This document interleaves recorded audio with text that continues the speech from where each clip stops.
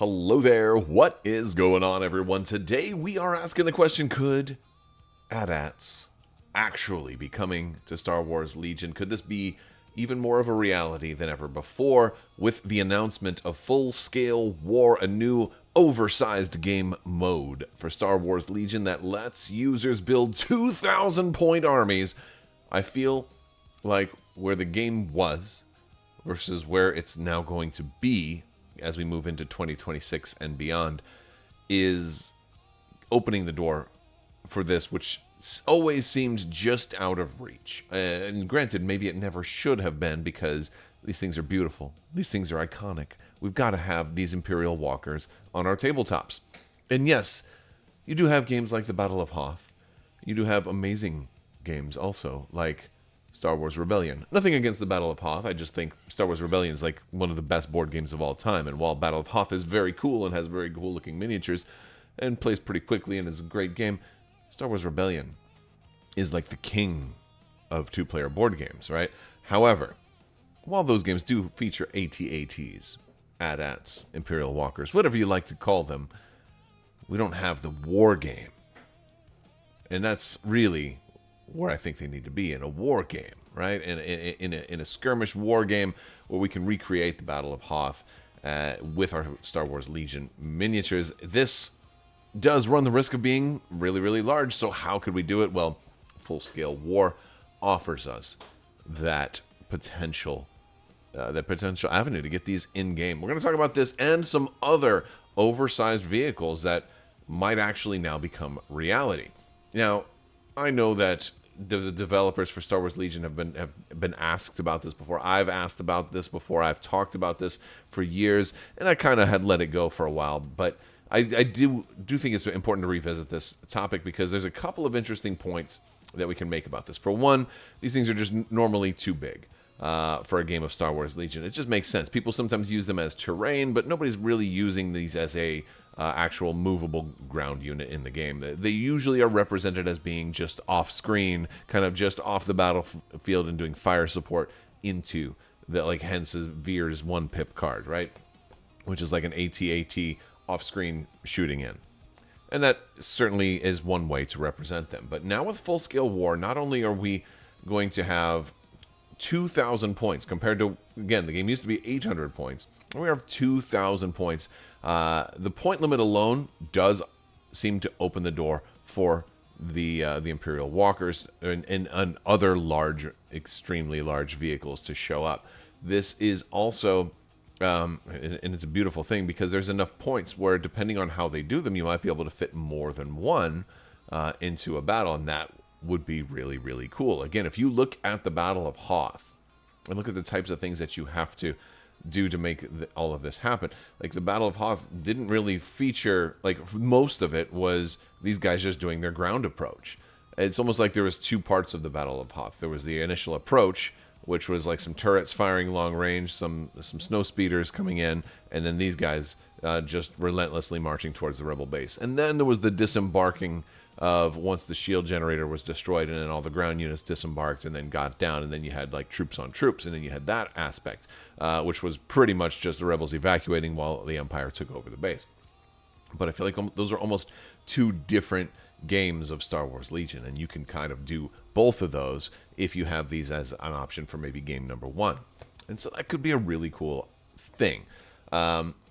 So not only is it the points that would allow this to potentially to work, it is possible that full-scale war could be using a 6x4 instead of a 6x3. And also, it seems likely to me that the suggested terrain will be much less for full-scale war, considering you're going to have twice as many units on the battlefield, and also extremely large units and big groupings of units that have to be in cohesion. You're just not going to be, it just doesn't seem feasible that we're going to have a board that's completely full of terrain. It seems like we're going to have a board that's got very few pieces of terrain and is largely about making space for units to maneuver and be placed in cohesion. And if that is the case, that's yet another reason that stuff like this could actually work, because we can get away with having a very, very large miniature on the board. The third reason is it has been talked about before, and I believe that the developers of Legion have even talked about this, that extra large vehicles don't always have to be in that exact same scale. They do not have to be in that 1-to-1 scale with everything else. They can kind of shrink them down by 80%. I think they've even done this with a couple of things. I don't know. I think it may have been the LAT that got shrunk down a little bit, and like if it were true 1-to-1, it would have been about 15 to 20% larger. But, you know, with some of those things, it's more about the cool factor, getting it on the tabletop, even if it's not an exact 1-to-1 scale. This is generally not a problem for most gamers. A lot of people have terrain that is for maybe a 40 millimeter game that they're using in a 32 millimeter game, and so on and so forth. And, you know, like there's a lot of kind of fudging of the numbers when it's within like 15 or 20%. It usually tends to still work.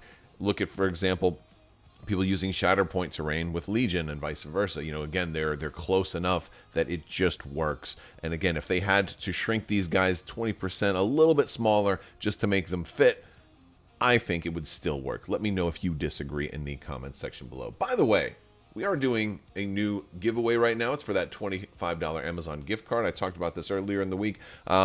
It's going to run through February, so all you have to do is be a subscriber and leave a comment on this or one of my other videos.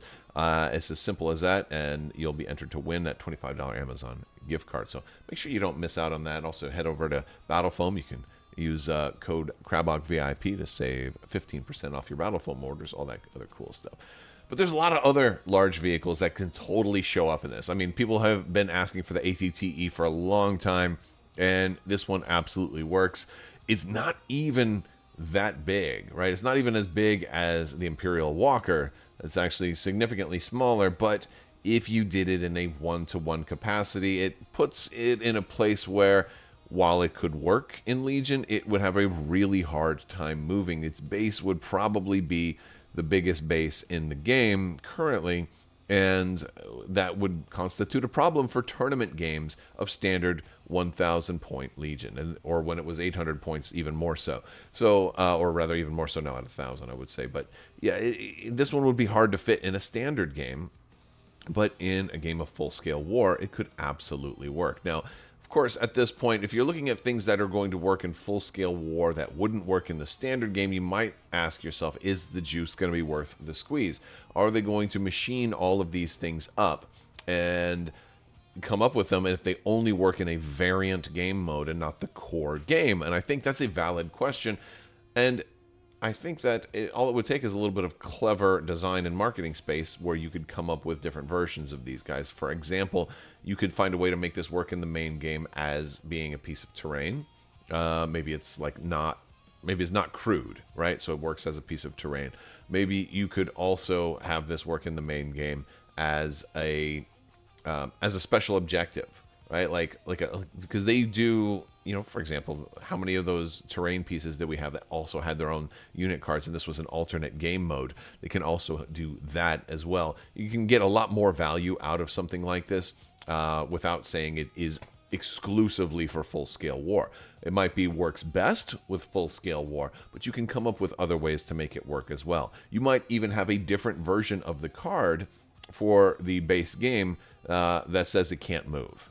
In a game of Legion, maybe it's a stationary unit in a standard game, and it has an alternate version for full-scale war. It's also something that you might be able to do with some of these larger vehicles, and I think that might be something that could be explored with the AT-AT.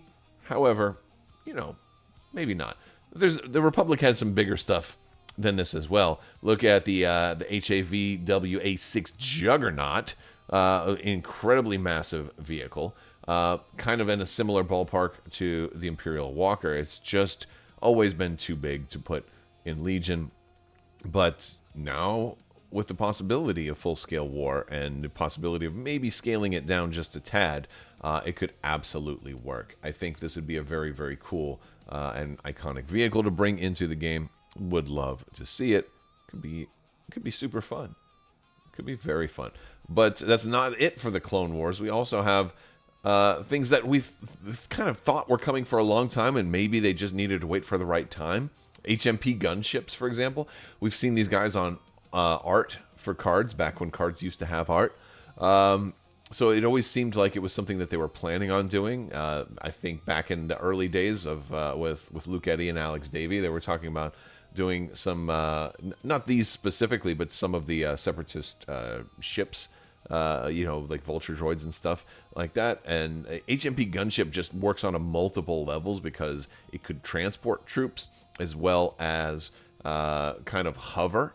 So it kind of fills a similar role to the LAT, but I think it's got a little bit wider profile. Could be a little bit too big, for the way Legion has been. But this could be, again, the perfect opportunity to come up with a version of it that might be a little different in a standard game than it is in full-scale war. I'd love to hear some of your thoughts, but between being able to transport units and also have some heavy fire that it can lay down, I think this one would work extremely well in full-scale war and also in the regular game of Star Wars Legion. And the Separatists also have another one that is much too big for a regular game of full-scale, or at least a regular game of Legion, that maybe full-scale war can finally get to show up, and that's the MTT. You saw these guys at the Battle of Naboo. They, of course, deployed tons and tons of B-1 battle droids. This one, and now again with transport rules changing a little bit, these actually represent kind of how the current version of transport works now. So it feels like, these guys thematically would fit very, very well with the game and the way it is now. Even if they don't move, they might be big and they deploy, they roll up to the battlefield, they stop, they drop their troops, and they fire a little bit, but they stay in the back, right? Like that's, granted, that might not be very competitive in Standard Legion, a unit that is stationary and that doesn't move. But we already have stationary units, right? So it's a thing. Maybe it could work. Maybe it wouldn't work. Maybe there's halves. Maybe only half of it takes, maybe like the front half, and it has to be on your side of the battlefield or something like that. Maybe it's allowed to overlap and only its front arc has to be on the battlefield or something like that. Like, again, there's a lot of interesting ways that you could do this and have it in a regular game while also allowing the full vehicle to work in full-scale war. Another really interesting thing about the MTT that I think I would love to see is if it doubled as an actual carrying case for your B1 battle droids, right? If you could actually put B1s inside of it. I know that would be an engineering nightmare to probably try to come up with a way to do that, but how cool would it be? Like there was old toys that could do that. Doesn't mean that they have to come out of this front dome like they do in the actual movie, but maybe like just the top comes off and you can actually fit like a squad or two of B1s inside of it. That could be really a fun thing. And that is also something that could possibly be applied to a lot of the other vehicles. The Imperial Walker or the Juggernaut, right? Like, what if they doubled as a carrying case? You could bring your army inside of them if you had a small enough army. I think that would, again, when you're looking for alternate, like, best bang for your buck, if you're probably going to be getting a vehicle or a model kit that's going to be a couple $100, which I imagine a sufficiently large model would be. If you look at GW prices and you look at the price of, tariffs and everything else that go into, making modern miniatures very expensive.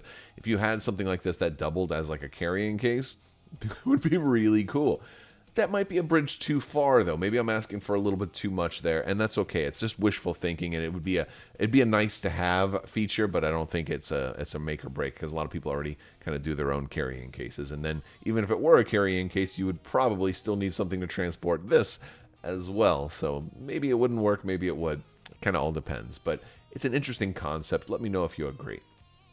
Now, I've talked about 3 factions so far. I haven't really gotten into Shadow Collective as much because they don't have any. They have some things that work in the regular game. I don't think they need any special attention for full-scale war. But the Rebels is where I struggle, because the Rebels do have some differently sized vehicles that you see in some of the mobile and video games.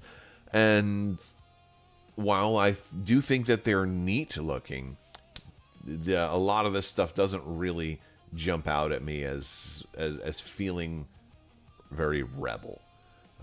Rebels didn't see a lot of this type of, big, heavy, ultra heavy type stuff in any of the movies and in the canon TV shows and stuff like that. That's just never been the Rebels thing. They don't have these giant tanks again, if they did, maybe they wouldn't have to rebel in the first place. They'd already have that kind of, they're in more of an insurgency. It's like Vietnam versus World War II, right? The rebels are doing the guerrilla warfare and that kind of stuff for so much of it.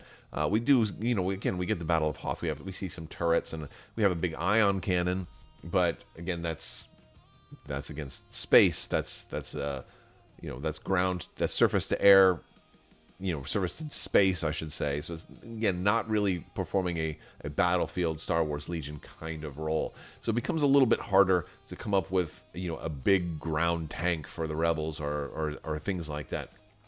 It's just harder to do. I mean, even what we do have right now, the big truck is a little bit of a stretch because it came from one of the video games. And while it works thematically in the game and mechanically, it still doesn't doesn't remind people of, oh, I saw that in that movie. It's like you might recognize it if you played a game. So that's part of my issue with the Rebels. And I will say that it's probably okay if the Rebels don't have to be perfectly symmetric to all the other factions. Again, they were never a full-scale war kind of faction. They didn't have the manpower, the numbers, the resources to maintain a full-scale war. They weren't that type of entity, whereas the other three were. So it's okay if the Rebels are different. But there is something that the Rebels do have that could fit in the theme of this, and that is, instead of relying on big ground things, relying on things that they do have and that we do see on screen. And I'm talking about air support. Look at Rogue One. Air support.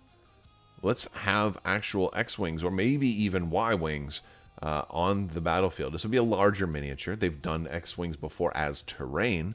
Wouldn't be that much of a stretch to have one on a flight stand. We've also talked about them scaling down in size. If an X-Wing is sufficiently high enough in altitude, it would make sense that it is a little bit smaller, because you're going to be looking up at it, right? It's not going to be full size. It's not going to be sitting on the ground as a terrain piece. It's up in the air. It's going to look a little bit smaller. I think it works. I think it absolutely works to have it a little smaller. I don't think you need an ultra-large base. I would go no larger than a snowspeeder base, and that's really just for stability. Maybe even in like an AT-AT size base, just because an X-Wing isn't meant to take up a large ground profile too, so we wouldn't want it really displacing things, because just frankly, that's not how it works. And granted, it may be flying low, so there may be a little bit of displacement, but in the case of being thematic, I think you pull in some excellent scenes, because we've seen X-Wings do ground support. Y-Wings are bombers. Y-Wings can do the same thing. X-Wings and Y-Wings made attack runs in the very first Star Wars movie, which was very, very adjacent to a ground bombing run. We see it in Rogue One. We see it in The Force Awakens. X-Wings attacking the land and providing that critical last-minute support. You could even say that X-Wings don't start the game at round 1. Maybe they come in at round 3. You could make them a little more powerful that way. Maybe they enter the game at round 3. There's a lot of interesting things and different interesting mechanics you could do if you wanted to bring in dedicated air support. But I think with full scale war being a thing is absolutely something we could explore. It would be really fun. They'd be fun to put together. People love X-Wings. They're incredibly iconic. I think they would sell out instantly.